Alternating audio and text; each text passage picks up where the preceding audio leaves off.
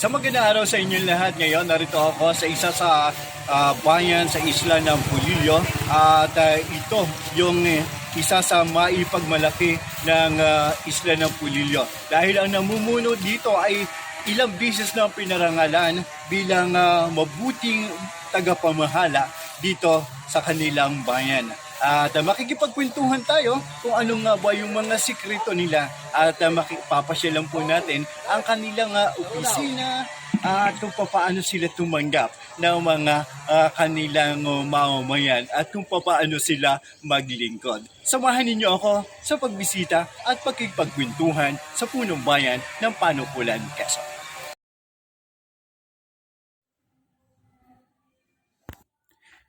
Maraming salamat mga kapanalig. Narito ako sa bayan ng Panukulan, Quezon at kasama ko ang isang huwa ng punong bayan dito sa isla ng Pulillo at sa lalawigan ng Quezon, si Honorable Alfred Rigor Esmitra. Magandang araw po sa iyo, Mayor. Magandang araw rin sa iyo. Mayor, ilang bisis na po kayo magkaroon ng award bilang isang huwarang namumuno? Bali, nakatanggap na kami ng 5 pagkilala mula sa DLG, yung tinatawag na nilang SGLG awardee. Noong 2019, no, sa aking panahon, natanggap tayo ng 3 award na 2019, 2021, and 2023 ata. Hindi ako nagkakamali. Sa inyo pong mga natanggap na mayor na mga award na yan, mayroon bang mga kaukulan na premyo? Oo, noong 2019, ang natanggap naming premyo ay nagkakahalaga ng 2 milyon. At ito nilaan natin sa kalsada na mag-uugnay sa isang barangay na remote barangay na wala talagang kalsada. So napagawa natin ito. And yung pangalawang premyo ay nagkaroon kami ng premyo ng 5 milyong piso. At ito po ay nilaan natin sa health center ng Barangay Rizal. At ngayon, yung natanggap natin noong 2023, 1.8 million premyo ng DLG. At nilaan natin ito sa CCTV ng town proper and mga offices ng local na pamahalaan and national and provincial. So ngayon, ongoing siya yung pagkakabit ng mga CCTV para na rin sa security ng ating mga kababayan sa town proper and sa offices. Sa kasalukuyan po, kasi nabanggit niyo kanina, 5 beses na kayong maawardan. Kayo ba sa kasalukuyan ay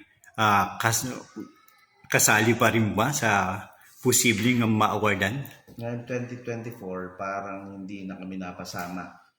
Kasi noong 2023, hindi kaagad na aprobahan ng Sangguniang Bayan yung ating annual budget. Lumampas siya ng December ng taon 2023, so hindi na talaga kami kasama sa ma-awardan. Bagamat yung ating mga dokumento ng lokal na pamahalaan sa maayos sa pamamahala ay naging maayos naman. Ganun pa rin sa dati na maayos. Yun lang kami nagka-problema sa annual budget ng 2024. Hindi lang kaagad na aprobahan. Ano po yung mga hindrances na mga naranasan ninyo sa pamumuno ninyo sa kabila ng mga award na inyong natanggap? Nitong una kong pag-upo noong 2019, 2020, binasok nga tayo ng pandemic. So marami tayong proyektong ninanais na ma-implement sa ating bayan pero hindi nangyari dahil nga pandemic. So ang focus natin noon ay mapalaan lamang sa pag-iingat ng ating mga kababayan at nagawa naman nating maging safe yung ating mga kababayan. At nabigyan rin kahit pa paano ng lokal pamahalaan sa tulong na rin sa Sangguniang Bayan ng mga ayuda at tulong na rin ng ating provincial government, national government dahil hindi naman kakayanin ng lokal na pamahalaan kung sa amin lang mismo manggagaling ang pansuporta sa ating mga kababayan. And katulad niyan, inabot din tayo ng bagyo. So dagdag na hirap din sa bayan ng Panukulan at maraming mga affected na kabahayan, maraming apektadong tao na nitong nagkaroon ng bagyo. So palagi na rin pasasalamat natin sa ating congressman dahil sa patuloy na pagtulong sa bayan ng Panukulan at ang ating gobernador, Dr. Helen Tan. Yun pa. Pwede po ba ninyong maibahagi sa amin kung ano yung sekreto ninyo bilang isang mabuting pinuno at 5 pieces ng awardee?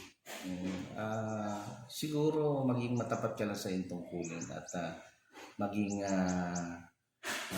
mabuti sa tao. Yun lang naman kasi talagang importante ay pagiging matapat sa iyong ginagawang tungkulin.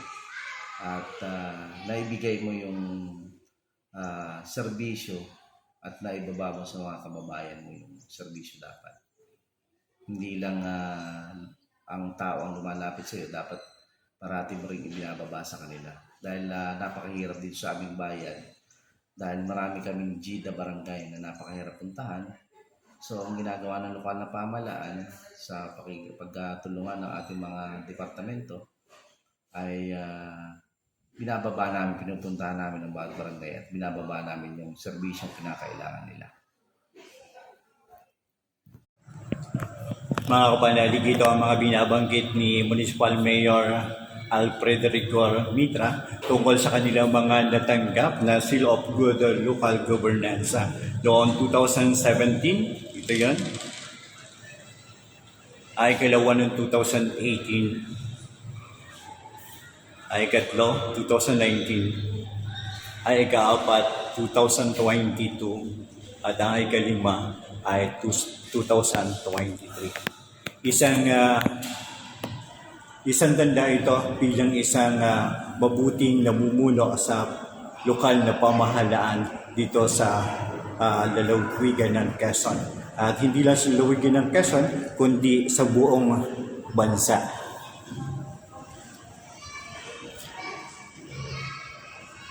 Nakakatuwa na magkaroon ng isang huwarang pinuno dito sa isla ng Pulilio dahil nga kahit isla ng Pulilio ay makikita mo kung paano mamuno ng tapat ang isang lingkod bayan at ang punong bayan dito sa Panukulan, Quezon.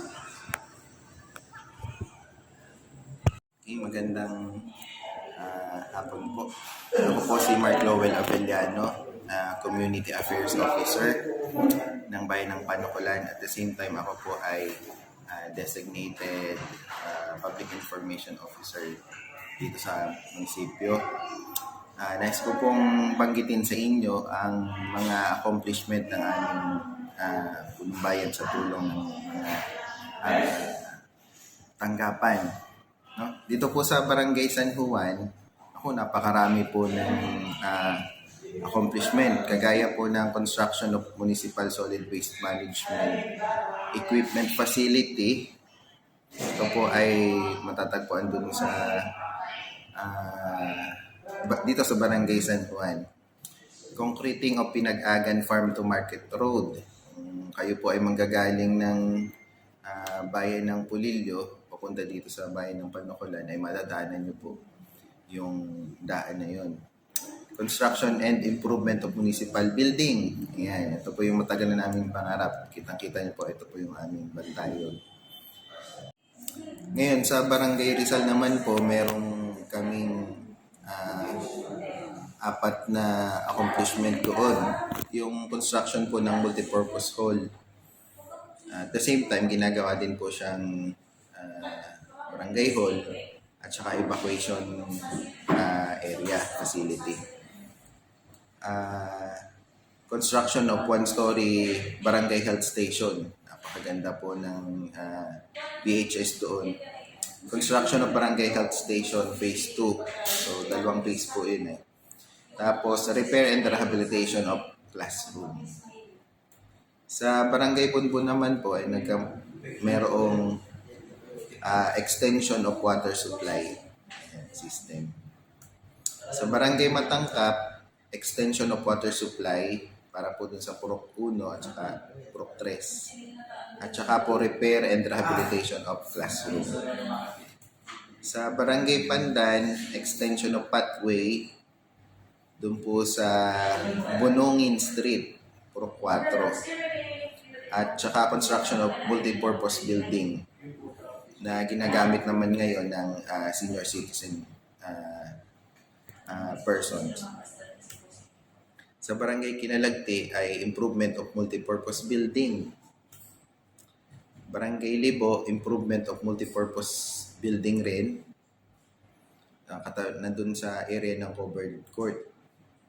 At saka repair of road sa Purok 7. Sa Barangay Pagitan po ay concreting of road sa Purok 7. Sa Lipata naman po ay construction of multipurpose building. At saka concreting of farm to market road. Yan. Yung pong Lipata ay medyo nandito sa ating kabundukan.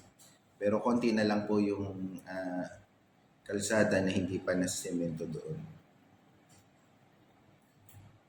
Sa Barangay Kalusuma nga po ay improvement and widening of road sa Purok 1. At saka po construction of Barangay Health Station. Ayan. Maganda rin po doon yung ating health center. Concreting of road doon po sa Purok 1. At sa Barangay Milawid, improvement of Barangay Health Station. Concreting of farm to market road. Barangay Bato, improvement of multipurpose building. At Barangay Balungay, concreting of road sa Purok 6 at Purok 7. Nandito naman po yung mga ongoing projects. Concreting of construction of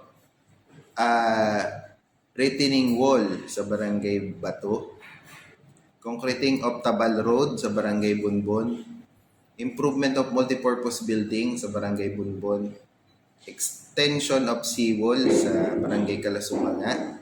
Construction of bridge sa Barangay Lipata. At concreting of road sa Barangay Milawid. Construction of daycare center phase 1 sa Barangay Pagitan. Rehabilitation of M. De Los Santos Street sa Barangay San Juan. Ito po ay almost done na po. Doon po sa Purok 4 hanggang Purok 7, dito sa poblasyon ay makikita po natin merong doong bagong kalsada. Yun po yung M. De Los Santos Street. Construction of drainage canal Purok 7. Ayan, dito sa Barangay San Juan. Construction of drainage canal Purok 4, San Juan din. Improvement of multipurpose building phase 1, San Juan. At saka supply and delivery and installation of CCTV system. Ayan. Nakabit na po yung mga CCTV pero siguro after nitong fiesta saka operational yung ating CCTV. Ayan. So far yun po yung mga accomplishment ng ating punong bayan at saka upcoming projects ngayong taong ito. So kung mapapansin nyo po, napakarami. At yun po ay umuugat dun po sa aming vision. Gusto ko lang pong i-share sa inyo yung vision ng bayan ng Panukulan. Na ang Panukulan ay isang payapat malinis na bayan na may mataas na antas ng agrikultura at ekoturismo sa Hilagang Quezon na may kalidad, ugnay at makabagong infrastruktura. So doon po papasok yung mga accomplishment na aking pong ihayag sa inyo. Transportasyon at teknolohiya.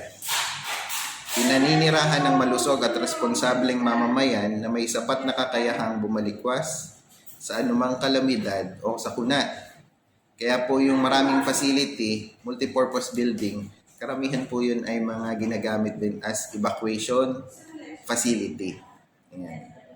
Pinamumunuan ng Lideratong Makadiyos na may paninindigan sa tama, pantay na pagtingin at mamamayan na handang tumalima. Salamat po, sir.